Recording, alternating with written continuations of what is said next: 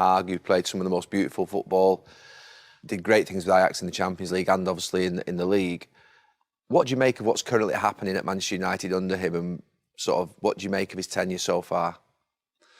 I think the first season he's done very well in terms of getting trophy, final, Champions League spot. Not about his way of playing even the first season, because it's more from transition. It's not in how we know how Ten Hag wants to play, you know, possession based, but a lot of movement going forward, dominating on the opposition's half. They haven't done that. So first season good, second season. Now you're thinking, is he going to make progress with that team? You're hoping, you know, by getting players in, making progress in his way of playing. Still hopefully getting the results, but at least see more of his style of play in what he's been doing in Holland and in the Champions League. Hit the like button, people. Subscribe. Big show today, talking Ten Hag. We're looking at some opinions here on the overlap. We're looking at what Mark Goldbridge has had to say. We're taking a stop at Chelsea with Rory Jennings. A big Lee Gunner opinion as well, which I agree with. And an Arsenal shamefully attacked by the mainstream media. Lots to come on the show. But hit the like button, subscribe. We start here with the situation with Ten Hag. And here is Jaap Stam, Man United legend, European footballing legend, stating what I believe to be true. There has been no progression with the style of play. It was expected to get better, especially with more money being spent, him being able to pick the players. Let's continue to listen to what's been said here by Jaap Stam and the boys on the overlap. Yeah, go with Ajax. That's the bizarre thing for me, that Postecoglou and De Zerbi and other managers going at other clubs, and the style of play becomes evident within 3 months, and you can see what they're doing.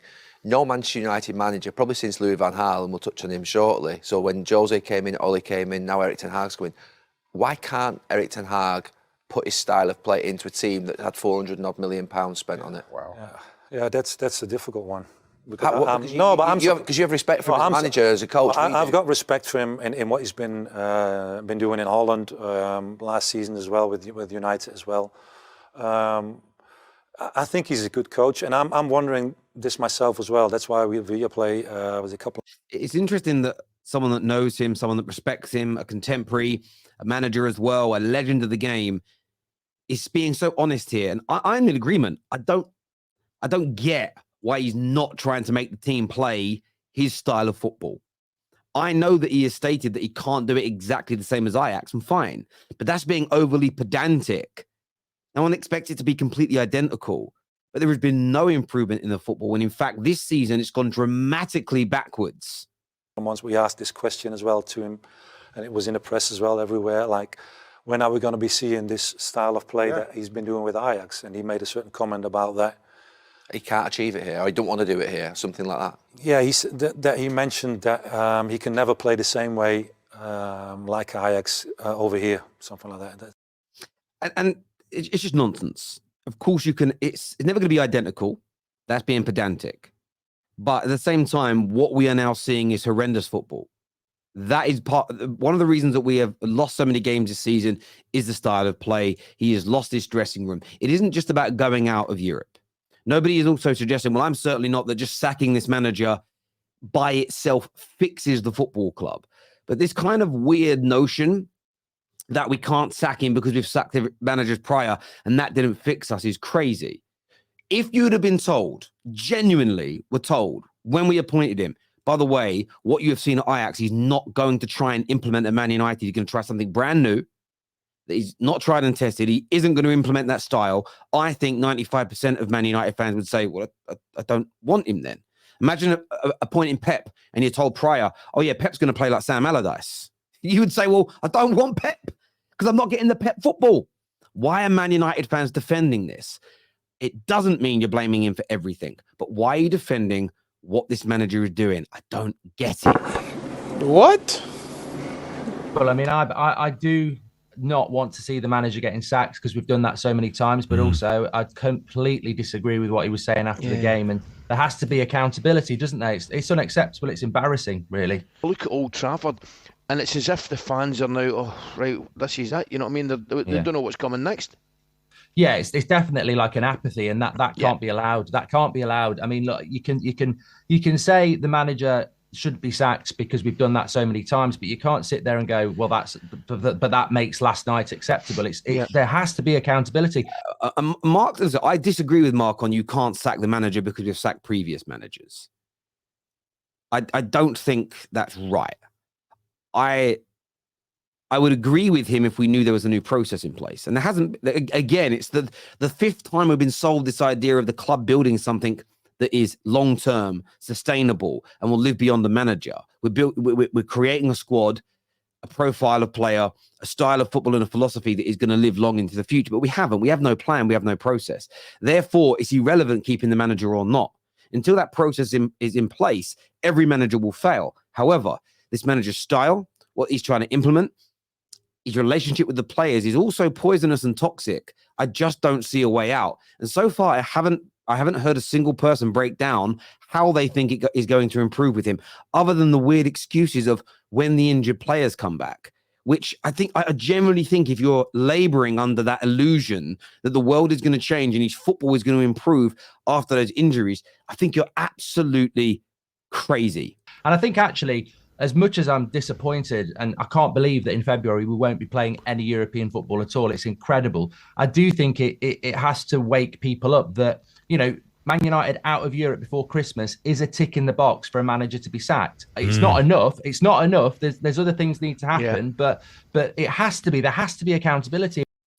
Mark's right. Talking there on TalkSport with Ali McQuest, there has to be accountability. And even if you're not someone that thinks he should be sacked today, the way he's being defended is terrible for the club. The standards are far too low. We have to be putting pressure on us to be run better than we are, because it's an absolute joke right now. I saw this headline today, and genuinely, I couldn't believe what I was reading.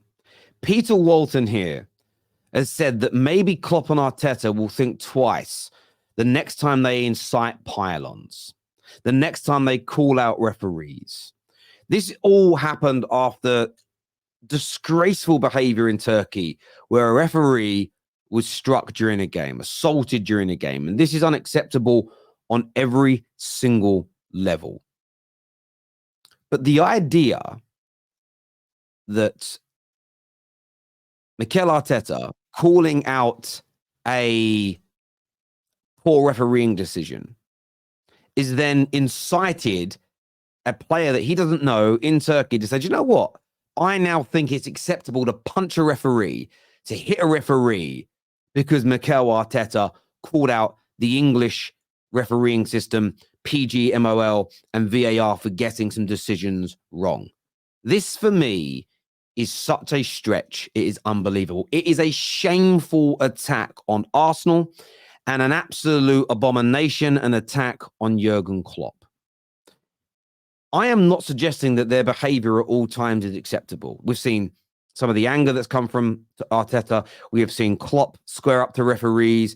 We have seen Poch and Pep Guardiola do it recently. We've seen Haaland get in the face of the ref. Man United's captain, Bruno Fernandes, has done this. The fact they're singling out Arsenal again, it's the second time the media have singled out Arsenal, basically stating that they're the reason that referees are being abused at different levels of the game and in different countries. Now they've dragged Liverpool into this as well. And it's a ridiculous stretch. This is an attempt to say, don't question us as referees when we make mistakes. Because if you do, maybe a referee in another part of the world will get hit or attacked or abused. And if he does, that is on you. And this is it's a modern day phenomenon. This happens. I get into a Twitter argument with somebody. One of their followers abuses me. Let's just say, I'll name the person. Let's say me and Lee Gunner get into a Twitter dispute. And we're having a bit of banter with each other, challenging each other. If one of his followers abuses me, if one of his followers threatens me, it's not Lee Gunner's fault. It's the individual who does that. Passing the blame onto other people. The only way it would be Arteta's fault if he said, I think professional footballers should start punching referees when things go wrong. You could argue there is incitement to violence, or there is incitement to violence, and that could cause an issue. But calling disgraceful decisions is ridiculous. There's more of an argument for Haaland than Pep Guardiola squaring up to a referee. There's more argument for that. But for some reason, that was completely left out. It's Arsenal and Liverpool that have been attacked here. So strange to me. This victim mentality has got to stop. Questioning and challenging people is not an incitement to violence. And people's words should never be twisted into violence, in my personal opinion. It is absolute abomination, an abomination to read that today. So, good evening, good evening, good evening. We are back again, and Arsenal have just drew 1-1 with PSV. We've topped the group anyway. They'd already qualified as well, so it was kind of a dead rubber. I don't like saying these free hits. Obviously, a lot of our fans wanted to see a load of kids playing tonight. I didn't. If you want to watch, What did you make about that? Did you want to see kids, or did you want to see the team that was picked by Mikel Arteta last night? Gooners especially. I don't really care for rivals' opinions on this because it's not about the development of your team. Arsenal fans, what did you think of that decision? the kids play, go and watch under 18s football. I'm sure there's a way of watching Arsenal under 18s because let's be real here. This is our bench. This is our bench that played tonight, pretty much. Apart from our centre backs, they're all bench players. So why would you want to see a load of youngsters play? Because if we get any injuries to our first 11, these bench players that played tonight are going to be the ones that are coming into the team. So surely you'd want them to get up to a little bit of fitness levels, because at the end of the day, if Declan Rice gets injured, Jorginho or Elneny are coming in. I think Lee's absolutely spot on here, and he's right for backing Mikel Arteta on this decision. I understand. I listened to a lot of people speak about this last night on My Match Reaction. I've seen a lot of it on socials. I understand wanting to see a youth player or two get an opportunity to see how they cope. There is no pressure to win. So I actually don't think that's the best environment for them. I actually think when you give an opportunity to a young player, they should go in with a bit of adversity. How do they handle that pressure? A real must-win game. And all games are must-win. Sometimes they're more dramatic than others. Last night's ironically wasn't. I agree with Lee Gunner, and I agree with him backing Mikel Arteta here. It's also one of these things that disproves that Lee Gunner goes out of his way, and people like Lee Gunner go out of their way just to always shit on Mikel Arteta, because actually they're backing what the manager did, and they're pushing back against a lot of the more positive, and I'll say positive based on what they think they are, Arsenal fans that are actually annoyed that the youth players didn't get an opportunity. Lee's right.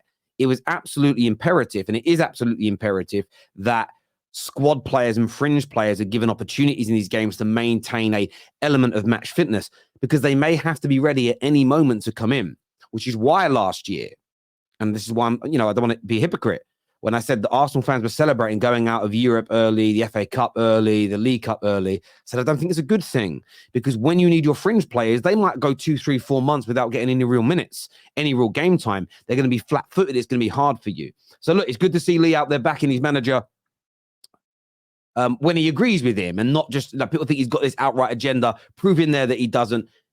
Big words spoken there by Lee. And as I say, I make him absolutely and fundamentally right in relation to what he said. How dare you? Club are all over the place. We know this. Chelsea Football Club are a disgrace. The running of the club is painful. They have taken us back decades, and I don't know if it's irreparable. This is all in a couple. Irreparable. Do you agree with Rory? Does anybody think Chelsea are beyond repair? Does anybody think Chelsea are beyond saving? I'd love you to garnish this show with your opinion on that. I'd love you to in the comment section, let us know what you think, because that is a huge claim. Of years of Clear Lake, there have been terrible mistakes made. Some of them are discussed. Some of them aren't. Maybe one of them is Mauricio Pochettino. And what I don't understand with regard to Pochettino is, why is nobody talking about it? Why does Mauricio Pochettino totally get a pass? When you think of some of the ire that is directed to, say, Erik ten Hag, or some of the ire that was directed to Frank Lampard or to Graham Potter, none of it finds its way to Mauricio Pochettino. It's a great point being raised there, and there's multiple answers to this that are correct, because not everybody fits into one box. For some people, it's the trust the process mentality. For other individuals, it's just like with Ten Hag. Well, we've sacked managers prior to this and that hasn't fixed us, so let's not sack one now. And you could probably list in the comments section multiple other reasons. You can hold a manager accountable. You can criticize a manager without wanting him sacked. That seems to not exist in 2023. It's if you criticize the manager, you're not a real fan, or you want him sacked and you don't have any idea who should come in. You have no plans, and therefore you shouldn't criticize things. This is all a madness to me. I'm not stating that sacking Poch right now fixes Chelsea, but the man is coaching a team to be in 12th place. And he is making mistakes in that, where he's been playing Levi Colwell as an example. The positions that he's put his midfielders in, who he has picked as captain, the players that he signed in the summer. Of course, there is accountability on him. The media love Poch, though, and that's also another part. The media love him. And a lot of people that give their opinions, they don't think for themselves. A lot of people will wait for a consensus opinion or what the media says or a big pundit says or a big Twitter account connected to their club says, and then they just run with that opinion. Because as long as they follow someone that's got a big voice and a followed voice, they know there's safety in numbers. They're able to regurgitate and parrot what's been said elsewhere. Where for me, free thinkers, proper football fans will look at it, and that's most of you in the football terrace, I'll be honest with you. That's you, my community, and I love you. You'll look at it and go, problems with the way that they've been run, problems with recruitment, some players are not good enough, the manager making mistakes. You weigh up all those options. Your outcome may not be sack Poch, but it doesn't mean he shouldn't be criticized. Completely and utterly agree. But the big question he put out there, Rory, is it irreversible? Is it irreparable? Can it be remedied at Chelsea? And if so, how, in your personal opinion? Do me a favor, ladies and gentlemen, hit the like button. Please subscribe to the Football Terrace. Turn on bell notifications if you have not done that already. You need to have them on because YouTube will not always tell you when we've put out content, when we're live, when things are going out there. So you need to turn it on yourself. So get that done. Until next time, take care. Goodbye. God bless. And I'll see you all.